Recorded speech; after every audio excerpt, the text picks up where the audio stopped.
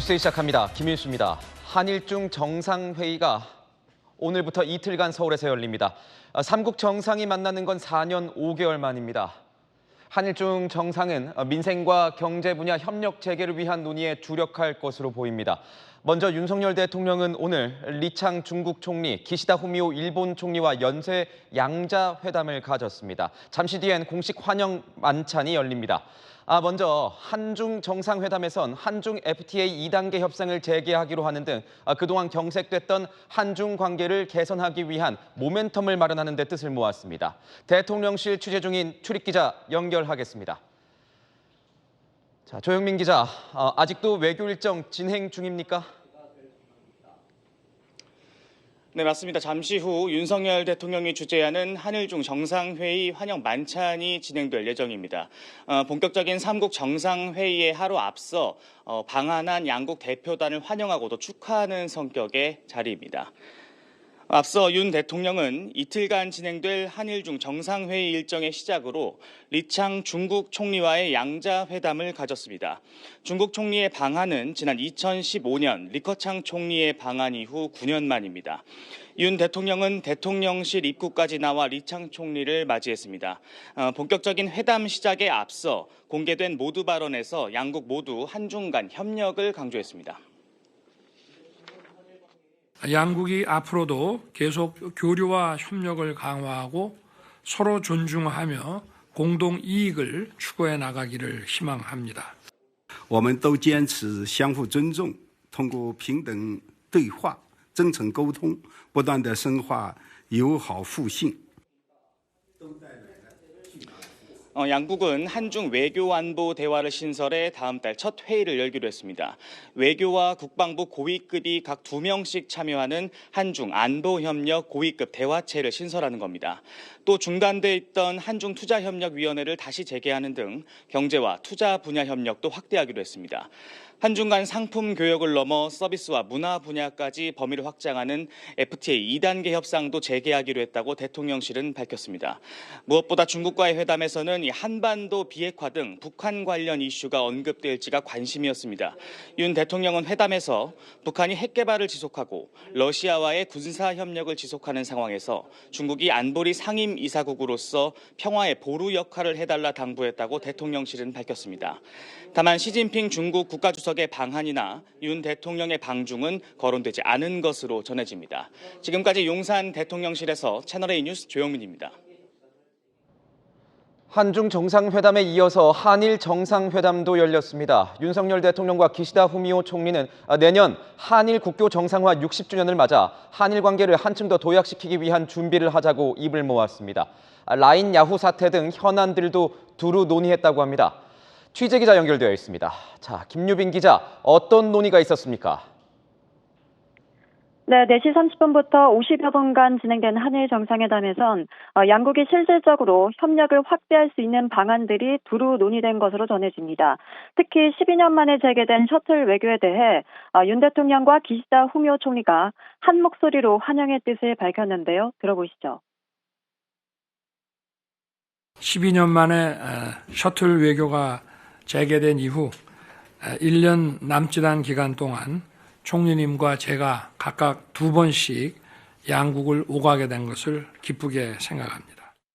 国際社会が歴史的な転換点にある中、自由で開かれたインド太平洋を維持強化し、そしてグローバルな課題に効果的に対処するためにも、日韓両国の連携を一層緊密化していきたいと思っています。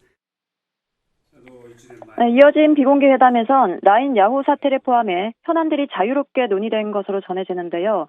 윤 대통령이 먼저 국내 기업인 네이버 지분을 매각하라는 요구는 아닌 것으로 이해하고 있다. 양국 간 불필요한 현안이 되지 않도록 잘 관리해 나가야 한다고 라인 야후 사태를 거론한 것으로 전해집니다. 또 기시다 총리는 일본 총무성 행정지도는 이미 발생한 중대한 보안 유출 사건에 대해 어디까지나 보안 거버넌스를 재검토해보라는 요구사항이었다고 화답했습니다. 기시다 총리는 또 한일 정부 간 초기 단계부터 이 문제를 잘 소통하며 협력해왔다면서 앞으로도 계속 긴밀하게 소통해 나갈 예정이라고 밝혔습니다. 이외에도 양국이 한일 수소협력 대화, 또 한일 자원 협력 대화를 신설해서 글로벌 수소 공급망과 광물 공급망을 확대하기로 했습니다. 지금까지 정치부에서 전해드렸습니다. 여야 정치권 소식 전하겠습니다. 최상병 사망 사건 이 수사 축소 의혹의 쟁점은 바로 VIP 경로설입니다. 윤석열 대통령의 경로가 수사 축소를 유도했다는 주장입니다. 최상병 특검법 재표결을 이틀 앞둔 국민의힘은 대통령이 경로한 게 죄가 되냐며 막판에 적극 방어에 나섰습니다. 조민기 기자입니다. 국민의힘이 최상병 사망 사건 수사 축소 의혹의 주요 쟁점으로 떠오른 VIP 경로설에 대해 방어에 나섰습니다. 성일종 국민의힘 사무총장은 한 언론 인터뷰에서 대통령이 경로하면 안 되나 경로한 게 죄냐고 말했습니다. 또 책임을 묻는다고 하면 작전 명령을 했을 때 누가 나가겠냐며 국군 통수권자로서 당연히 할 수 있는 얘기라고 주장했습니다. 더불어민주당은 이쯤 되면 자백이라고 반격했습니다. 국민의힘은 경로는 기정사실로 얘기를 하는 거죠. 또 여러 가지 말장난으로 본질을 저는 흐리고 있다라는 생각이 들고요. 민주당은 국민의힘에서 공개적으로 특검 찬성 입장을 밝힌 의원 4명 외에 추가 접촉을 시도하고 있습니다. 박주민 민주당 의원은 무기명 투표이기 때문에 국민의힘 지도부의 요청과는 다른 판단을 하실 분들이 계시리라 생각한다고 말했습니다. 개인적으로 제가 7명 정도를 접촉하겠다고 말씀을 드렸어요. 현재 7분 중에 6분을 제가 만났습니다. 절반 정도가 심각하게 고민을 해보겠다. 국민의힘은 막판 이탈표 단속에 힘쓰고 있습니다. 왜 우리가 이렇게 처리하면 안 되는지에 관해서 지속적인 또 대화를 별도로 해나갈 생각입니다. 하지만 내부적으로 17표 이상이 이탈해 최상병 특검법이 가결될 가능성은 적다고 보고 있습니다. 채널A 뉴스 조민기입니다. 연금 개혁안을 두고 여야가 이견을 보이는 가운데 김진표 국회의장이 민주당에 힘을 실어줬습니다. 이번 21대 국회에서 어떻게든 일부라도 처리를 하자는 겁니다.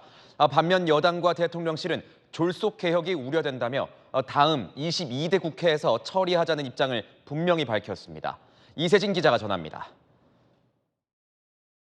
최상병 특검이나 이런 것보다 훨씬 중요한 겁니다.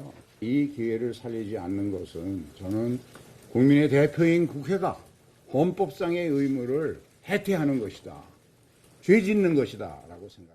김진표 국회의장이 21대 국회 내 국민연금 모수 개혁의 합의 처리를 강력 주문했습니다. 보험료율 13%, 소득 대체율을 44%로 조정하는 안을 먼저 처리하자는 이재명 더불어민주당 대표 주장에 사실상 손을 들어준 겁니다. 원포인트 본회의도 언급했습니다. 27일 날 할 수도 있고 29일 날 할 수도 있는 것이죠. 다양하게 열려 있다고 생각합니다.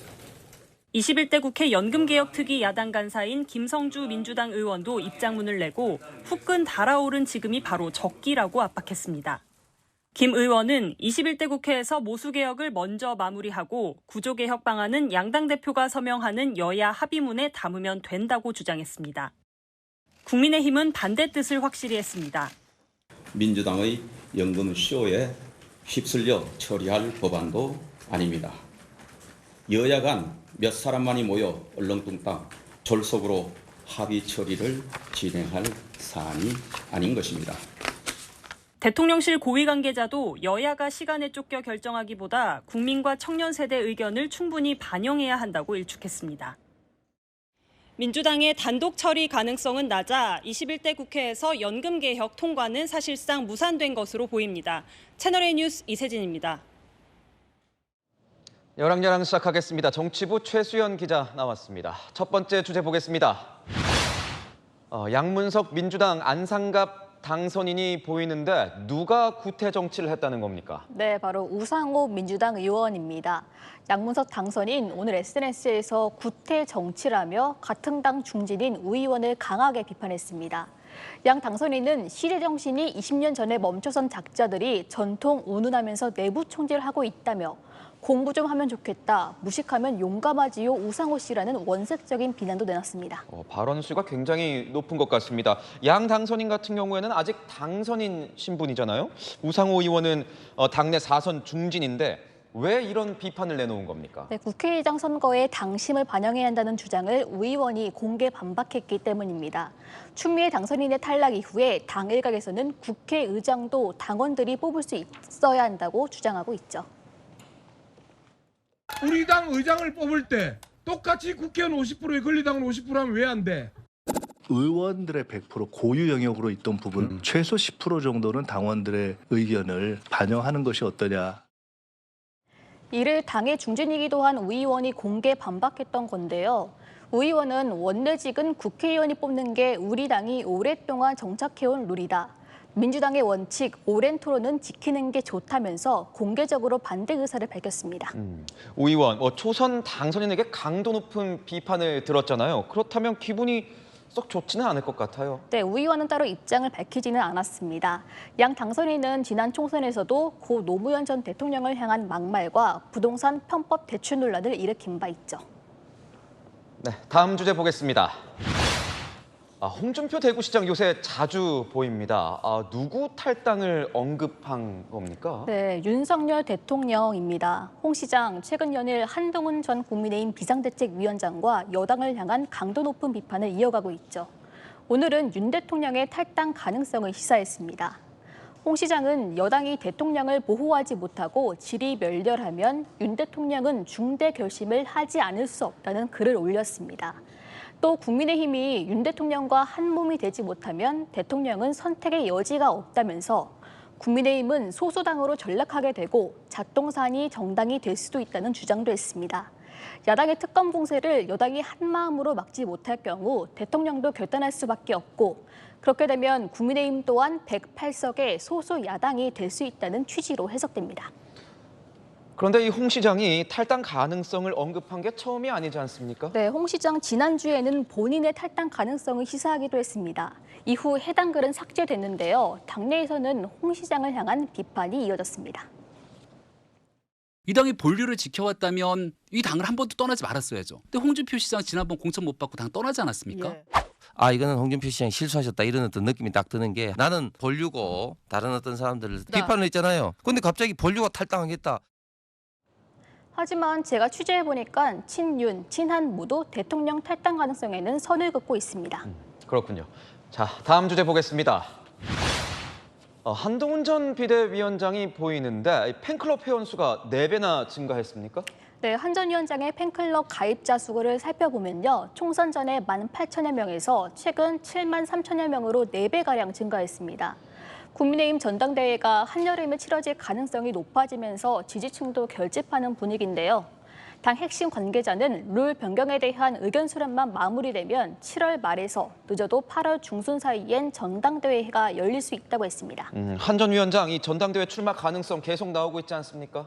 네, 한 전 위원장의 등판 가능성은 여전히 열려 있습니다.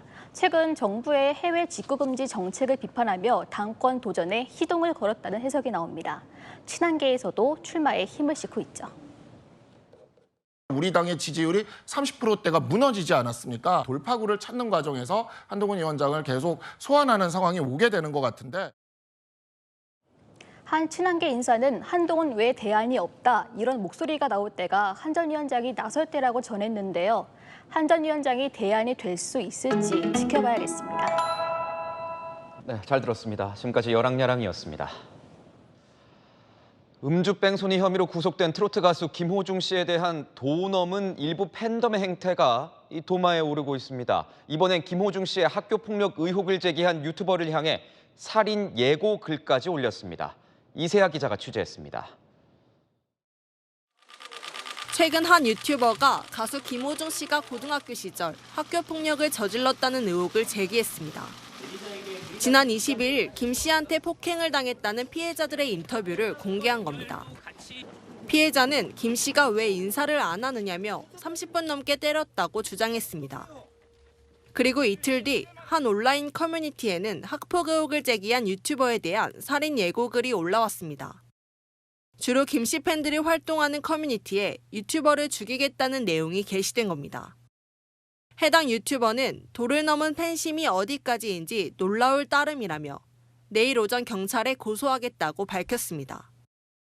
김 씨가 뺑소니를 치고 운전자를 바꿔치기 했다는 사실이 알려진 뒤에도 콘서트가 정상 진행되는 등 팬들의 김 씨를 옹호한 데 대한 비판의 목소리도 일고 있습니다. 김 씨의 팬들은 김 씨가 구속된 뒤 정치권 이슈를 은폐하기 위한 용도가 아니었길 바란다는 입장문을 내기도 했습니다. 과한 팬심이 아이들이나 다른 뉴스를 접하는 사람들에게 좀 거부감을 더 불러일으키는 것 같거든요. 처신이 잘못된 것 같고요. 처음부터 솔직하게 좀 나왔으면 이런 상황까지는 가지 않았을 것 같다는 생각이 좀 들어요. 한편 뺑소니 혐의 등으로 구속된 김 씨를 수사하고 있는 경찰은 이르면 내일 수감 중인 김 씨를 불러 음주 혐의에 대한 본격적인 조사를 이어갈 전망입니다. 채널A 뉴스 이세아입니다. 구속된 김호중 씨 때문에 M1 길거리가 욕을 먹고 있습니다. 경북 김천시에 있는 김호중 씨 모교 옆 이 김호중 소리길을 철거해달라는 요구가 빗발치고 있습니다. 김세인 기자의 보도입니다. 보랏빛으로 칠해진 도로와 벽들, 트로트 가수 김호중 씨 팬덤의 공식 색상입니다. 마이크를 잡은 김 씨의 모습도 그려진 이곳은 경북 김천의 김호중 소리길입니다. 지난 2021년 김 씨의 모교 앞에 만들어져 명소가 됐지만 지금은 길을 지나는 행인을 제외하곤 관광객 발길이 뚝 끊겼습니다. 김천시에는 김천 시민들을 중심으로 이 길을 없애야 한다는 민원이 빗발치고 있습니다. 범죄 혐의를 받는 사람을 기리는 것은 불명예라며 철거해달라는 겁니다. 시 홈페이지엔 김호중 소리길을 철거해달라는 민원글이 쇄도하고 민원 전화도 빗발치고 있습니다. 지자체가 연예인의 이름을 딴 관광명소를 조성해 곤혹을 겪는 건 이번이 처음이 아닙니다. 인천 계양구 하천변에 그려진 벽화길. 이곳에는 원래 박유천 씨의 모습이 담긴 벽화와 문구가 있었지만 지금은 모두 지워진 상태입니다. 지난 2012년 가수 겸 배우 박유천 씨의 팬클럽 기부로 박유천 벚꽃길이 조성됐지만 박 씨가 마약 투약 혐의로 구속되면서 지난 2019년 철거됐습니다. 벽화가 있었어요. 박유천이라고 이렇게 박유천 씨를 그려놓은 게 있었어요. 근데 그것도 없어졌어요. 서울 강남구도 중국 팬클럽 기부를 받아 빅뱅 출신 가수 승리숲을 만들었다 버닝썬 사태로 안내팻말을 철거했습니다. 김천시는 김 씨의 수사 결과를 지켜본 후 소리길의 철거 여부를 결정하겠다는 입장입니다. 채널A 뉴스 김세인입니다. 관광용 사륜 전동 카트가 전복해서 탑승객들이 부상을 입었습니다. 늦은 밤 안전모, 안전벨트도 착용하지 않고 과속까지 했다가 사고가 난 것으로 보입니다. 김대욱 기자입니다. 도로의 유리파편이 널브러져 있고 관광 전동 카트는 보도블록 위에 걸쳐 있습니다. 꽝 소리 나고 아주 처참할 정도 완전히 옆으로 누웠었어요. 어젯밤 10시 40분쯤 전주 한옥마을에 관광 전동카트가 전복됐다는 신고가 접수됐습니다. 언덕을 내려오다 속도를 줄이지 못해 20대 여성 4명이 다쳤습니다. 사고가 난 전동카트입니다. 사고 당시 충격으로 앞유리가 모두 깨졌고 지붕도 떨어져 나갔습니다. 사고 당시 탑승자들은 안전모나 안전벨트를 착용하지 않은 것으로 전해졌습니다. 사고를 대비한 보상보험에도 가입돼 있지 않았습니다. 전주 한옥마을에서 운영 중인 카트 대여업체는 20여 곳. 이용객 대부분은 안전모 등 안전장치를 하지 않고 운행합니다. 야간 운행 제한도 없는 데다 사고 피해를 보상하는 보험에 가입한 대여업체는 찾기 힘듭니다. 전주시 측은 단속할 근거가 없다는 입장입니다.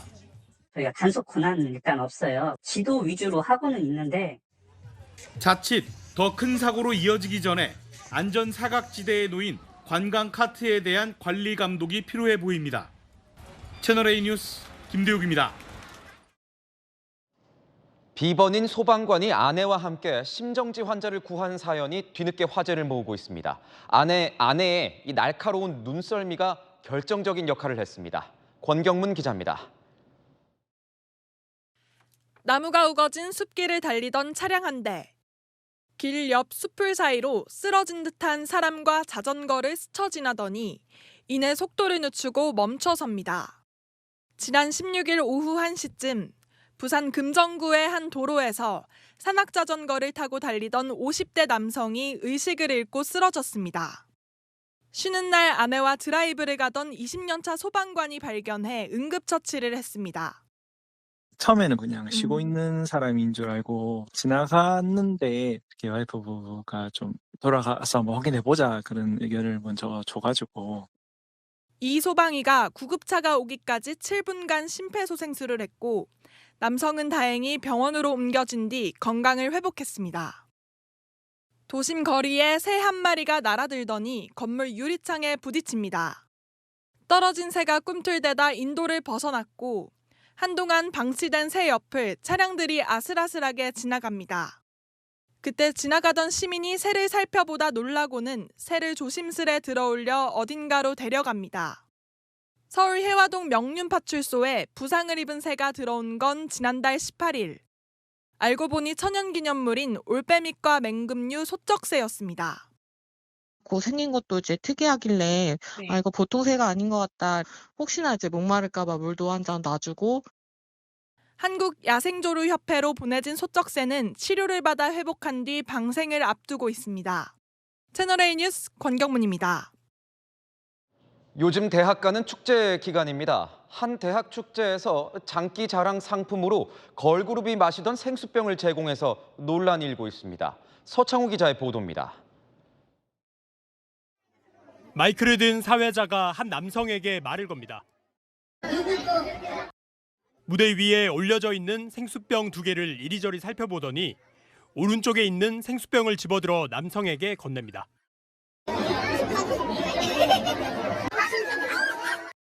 지난 22일 충남의 한 대학교 축제에서 걸그룹 공연이 끝난 뒤 촬영된 영상입니다.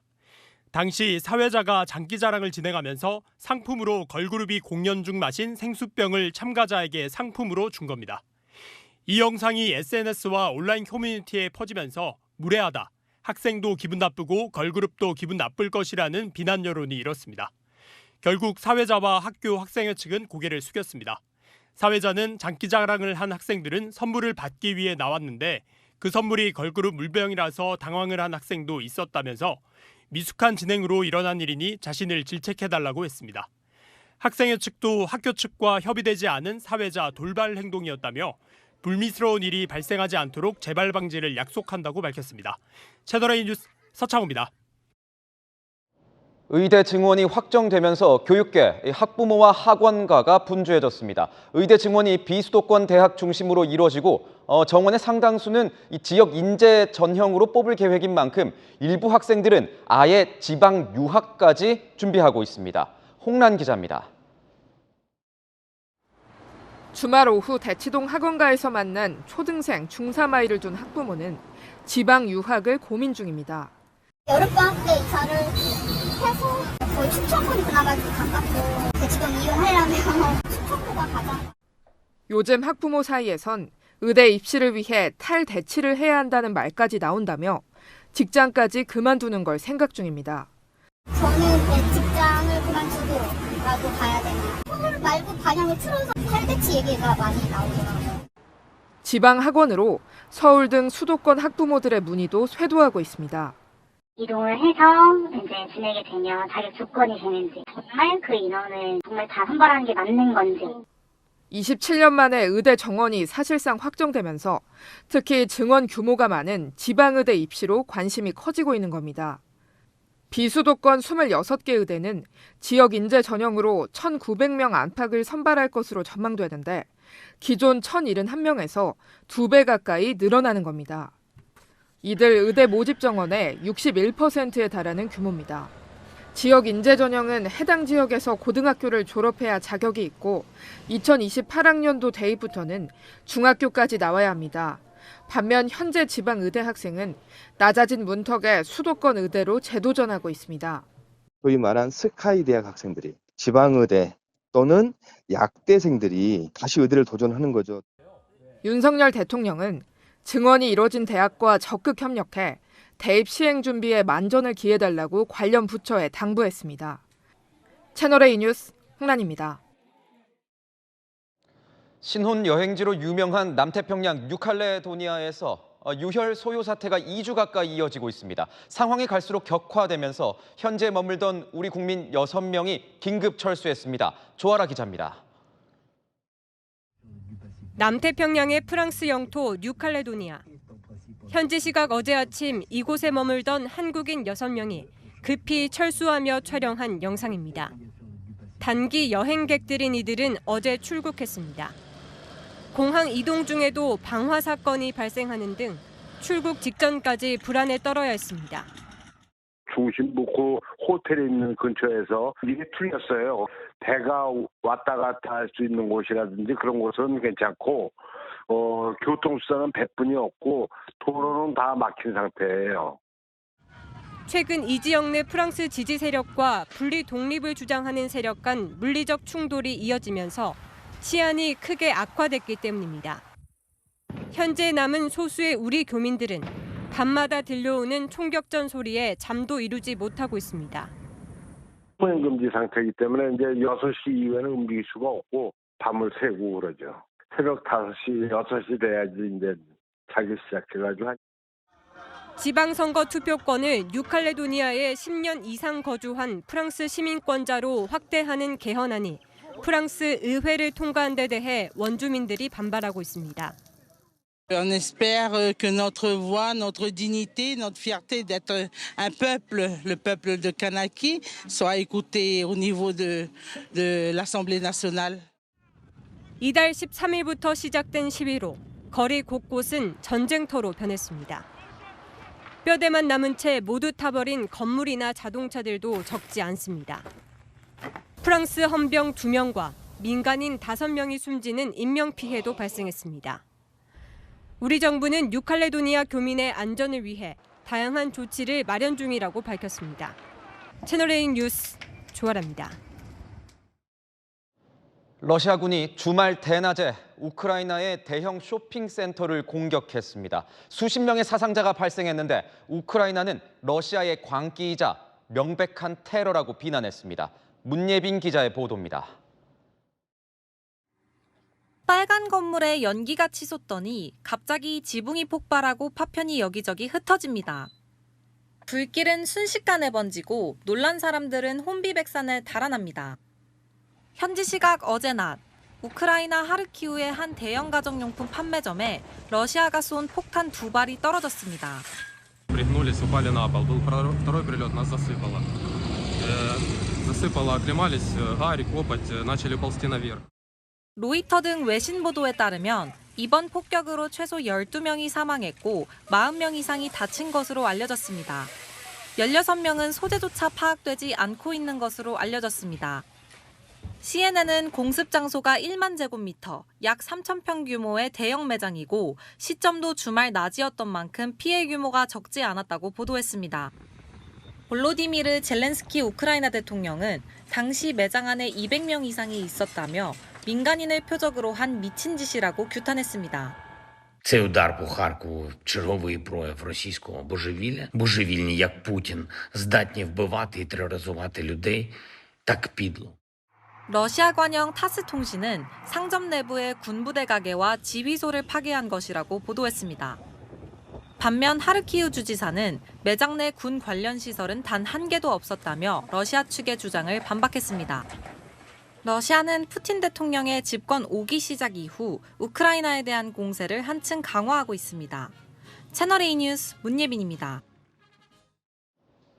지난달 중국으로 간 판다 푸바오가 현지에서 열악한 대우를 받고 있다는 의혹이 제기됐습니다. 상처로 보이는 자국에 탈모로 보이는 흔적까지 발견된 건데 판다 보호 연구센터 측이 해명에 나섰지만 논란은 사그라들지 않고 있습니다. 공태현 기자가 취재했습니다. 중국 SNS에 올라온 한 장의 판다 사진입니다. 지저분한 시멘트 바닥에 목 근처 털이 눌린 듯한 자국과 일부 털이 빠져 보이는 모습입니다.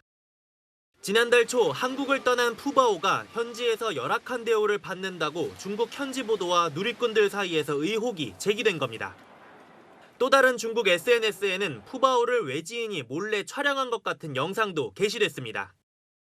이에 대해 누군가 몰래 촬영했거나 푸바오가 비공개로 손님을 맞은 것 아니냐는 지적이 나타나고 있습니다. 현재 푸바오는 중국 내에서 일반 공개가 되지 않고 있습니다. 我的天哪，这是福宝吗？有医说你在非展区接客是不是真的呀？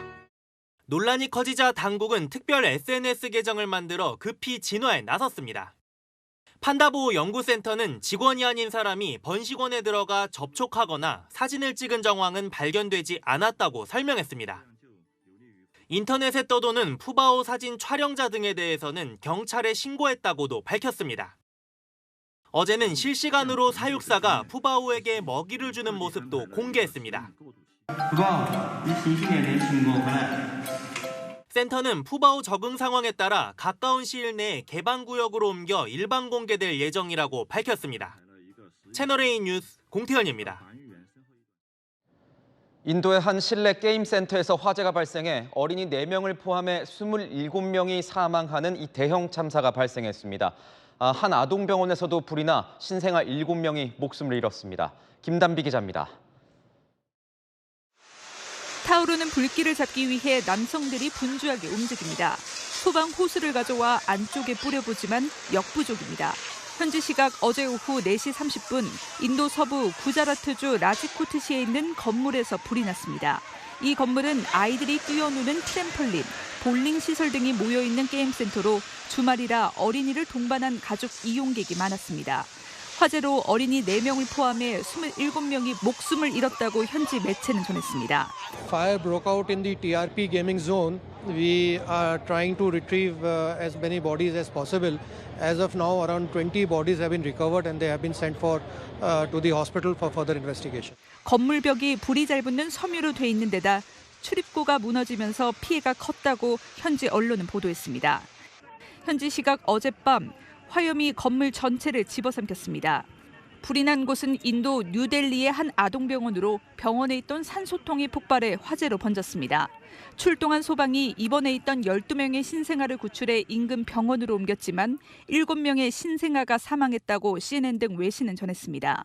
병원에 있던 자료가 모두 불에 타면서 숨지거나 구조된 아이들의 신원은 확인되지 않고 있습니다. 현지 일부 매체는 병원이 불법적으로 산소통을 충전한 것을 화재의 원인으로 지목했습니다. 채널A 뉴스 김단비입니다.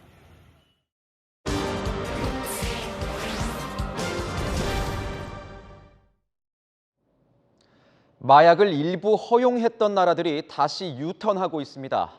중독자들이 걷잡을 수 없이 많아지고 온갖 부작용이 발생하자 마약 합법화 정책을 철회하는 겁니다. 세계를 보다 김용성 기자입니다. 캐나다 브리티시 콜롬비아주. 좀비처럼 몸을 반쯤 접은 한 남성이 입에 무언가 물고 이동합니다. 코앞에서 버스가 지나가도 아랑곳하지 않고 비틀거리며 횡단보도를 건넙니다.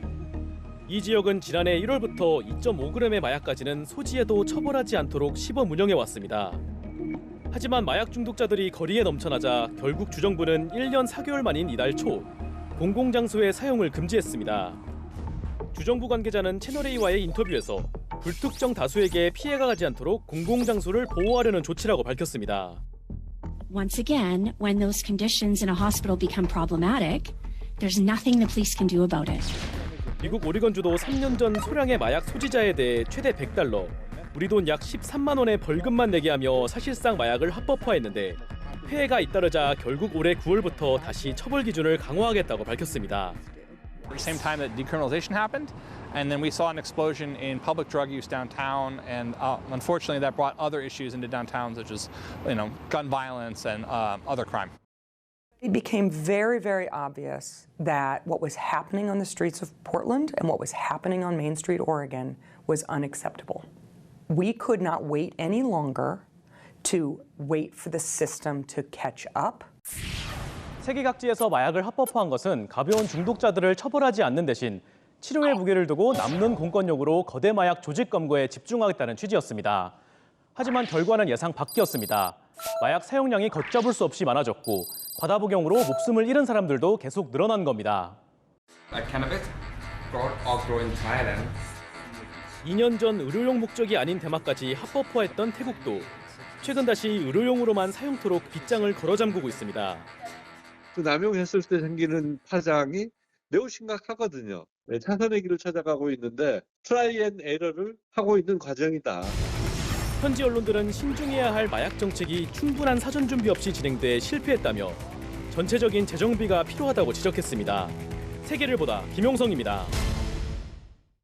직장 갑질 논란에 휩싸인 이 반려견 훈련사 강형욱 씨의 해명에도 불구하고 직원들의 사내 메신저를 무단으로 들여다봤다는 부분은 여전히 계속되고 있습니다. 이 메신저를 쓰고 있는 직장인들은 대화 내용을 회사가 열람할 수 있다는 사실을 메신저 업체도 회사도 제대로 알리지 않았다면서 이 개인정보 침해 우려를 제기하고 있습니다. 신무경 기자의 보도입니다. 직장 내 괴롭힘 의혹에 입을 연 강형욱 훈련사 측은 의혹을 해명하는 과정에서 네이버웍스를 통해 6개월치 직원 대화를 들여다봤다고 말했습니다.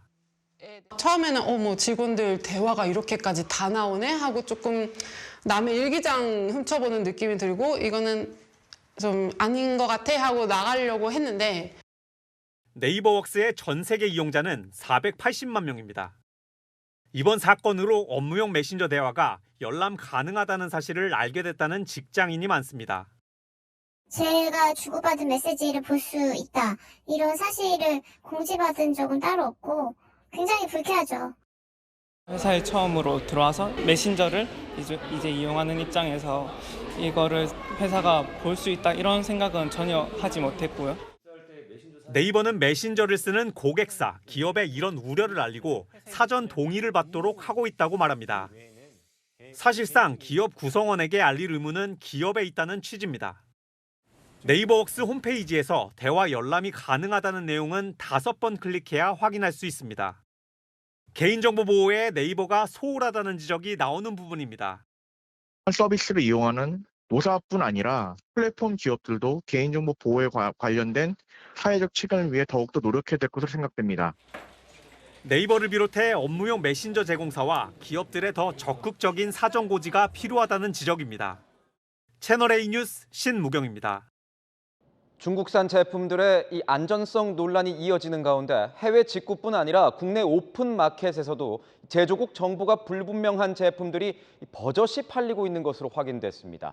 판매자들이 누락한 정보를 일일이 확인하기 어렵다며 오픈 마켓 업체들이 사실상 손을 놓고 있는 사이 소비자들의 불안은 커지고 있습니다. 임종민 기자가 취재했습니다.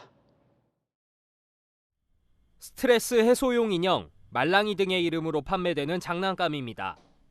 부드러운 소재로 손에 쥐며 사용하는 제품인데 최근 구매 후기에서 휘발성 냄새가 심하게 난다는 소비자 의견이 적지 않습니다. 대부분 중국산입니다. 중국에선 비슷한 제품을 사용한 소비자가 코피가 나거나 어지러움을 호소해 논란이 일고 있습니다. 국내 오픈마켓에서 KC 인증을 받은 비슷한 중국산 장난감을 구매해봤습니다. 실제로 간이공기질 검사기에 중국산 장난감을 가져가니 VOC 수치가 빠르게 올라갑니다. 네, 아무래도 좀 안전성이 있다는 게 좀 보장이 되지 않으면은 아무래도 걱정이 좀 될 수밖에 없어요. 일부 제품은 상세 페이지에 KC 인증 여부와 제조국 등 기본 정보도 누락돼 있습니다. 오픈마켓 측은 판매자 자율로 상품을 등록하는 오픈마켓 특성상 개별 사업자의 판매 내용을 일일이 확인하기 어렵다고 설명합니다. 제조국이나 이런 부분은 기재를 해주시는 게 맞긴 한데 포장지에 따로 기재가 되어 있을 수도 있는 부분이라서 홈페이지에는 없으실 수도 있어요. 공정거래위원회는 고시를 통해 주요한 소비자 정보 기입을 명시하고 있으나 제대로 지켜지지 않고 있는 겁니다. 오픈마켓 측은 모니터링을 통해 판매자의 성실한 정보 기입을 권고하고 있지만 해당 제품들의 판매 차단 등 강력한 제지는 어렵다는 입장입니다. 채널A 뉴스 임종민입니다. 최근 각종 생필품과 먹거리 가격이 마치 도미노처럼 오르고 있습니다. 그간 가격 인상을 자제해왔던 업체들이 가격을 줄줄이 올리는 영향이 크다고 합니다. 박자은 기자의 보도입니다. 대표 초콜릿 과자인 빼빼로가 다음 달부터 가격이 오릅니다. 1,700원이었던 빼빼로는 1,800원으로 오르고 대표 초콜릿 제품인 가나 초콜릿은 1,200원에서 1,400원이 됩니다. 당초 이번 달부터 가격 인상을 할 계획이었지만 정부의 물가 인상 자제 요청에 한 달을 늦춘 겁니다. 가볍게 사 먹을 수 있는 과자라고 생각을 했는데 그렇게까지 많이 오른다고 생각을 지금 못한 상태여서. 롯데 웰푸드는 코코아 가격이 올라 원가 상승이 불가피하다고 설명합니다.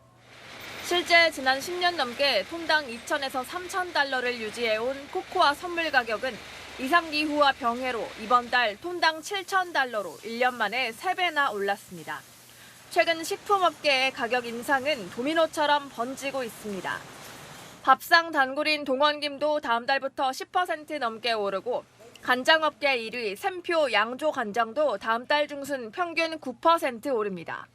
샘표와 CJ제일제당의 올리브유는 최근 30% 이상 올랐습니다. 저희는 기름을 한 3달에 한 번 정도 사는 편인데 이전에는 8, 9천 원대였어요. 비싸도. 근데 갔더니 13,000원대로 이제 올랐더라고요. 집에서 해 먹는 것보다는 사 먹는 거나 이제 배달해 먹는 게 더 낫겠다 싶을 정도. 편의점에서 쉽게 구하는 생활용품 건전지도 가격 인상을 예고하며 소비자들 지갑은 더 얇아질 전망입니다. 채널A 뉴스 박자한입니다. 가수 김호중 씨의 구속으로 연예계가 어수선한 가운데 이 콘서트를 개최한 가수 임영웅 씨는 미담을 쏟아내고 있습니다. 거동이 불편한 관객을 직접 업고 자리까지 안내해준 진행 요원이 화제입니다. 이현용 기자입니다. 조금 전 저녁 6시 30분부터 시작된 임영웅의 콘서트. 어제부터 이틀간 10만 명이 몰렸습니다. 오늘은 제법 비가 내렸지만 공연장 주변은 오전부터 팬덤의 상징인 하늘색으로 물들었습니다. 기념품을 사거나 사진을 찍으며 축제 분위기를 즐긴 팬들은 전국에서 함께 모였습니다. 가슴이 벌렁벌렁해요. 어제도 봤어요. 어제 봤는데 이제 한 번 더 보고 가려고. 행복하죠. 동심으로 돌아가는 기분이고 마음 가는 데는 응원해야죠. 공연장 길목에는 이렇게 티켓별로 각기 다른 색의 선이 길을 안내하고 있는데요. 관객들을 위한 세심한 배려들이 화제를 모았습니다. 공연장 밖에도 에어컨이 나오는 쉼터가 마련됐고 간이 화장실도 여러 개 배치됐습니다. 비가 온 오늘은 관객 전원에게 하늘색 비옷이 제공됐습니다. 어제 공연에선 진행 요원이 거동이 불편한 어르신을 업고 자리까지 안내하는 영상이 화제가 됐습니다. 공연장의 잔디 보호를 위해 그라운드에는 객석을 설치하지 않는 대신 오면 입체 무대와 초대형 전광판으로 몰입감을 높였습니다. 이번 공연을 준비하는 동안에는 연습장 주변 주민들에게 소음으로 피해가 갈까 참여를 나눠주며 양해를 구한 일도 뒤늦게 알려지기도 했습니다. 어제 공연 도중 월드컵 경기장이 하늘색으로 물들지 어떻게 알았겠냐며 오늘은 꿈이 이뤄진 날이라고 벅찬 감정을 드러낸 임영웅. 가왕 나훈아에 이어 대형 트로트 가수의 입지를 다지고 있습니다. 채널A 뉴스 이현용입니다.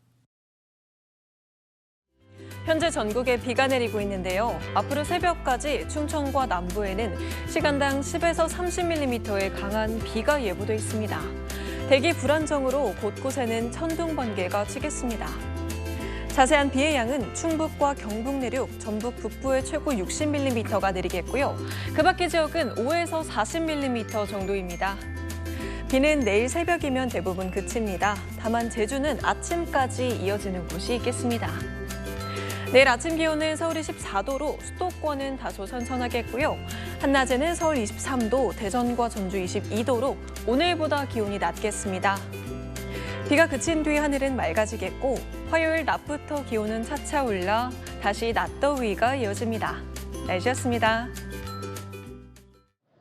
내일 4년 5개월 만에 한일중 정상회의가 열립니다.